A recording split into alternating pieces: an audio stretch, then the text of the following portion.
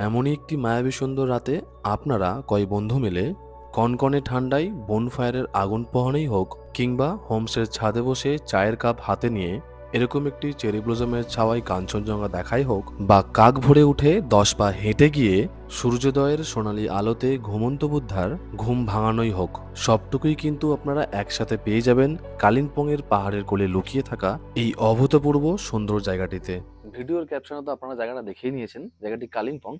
কালিম্পংয়ে এই জায়গাটি ঠিক কোথায় অবস্থিত, এই হিডেন জেমটিতে এসে কোথায় থাকবেন আপনারা এবং এই হোমস্টেটির নাম আসলে কি, এই সব কিছু সম্পূর্ণ বিবরণ জানতে আপনাদের আমার পুরো ব্লগটি আমার ইউটিউব চ্যানেলে গিয়ে দেখতে হবে।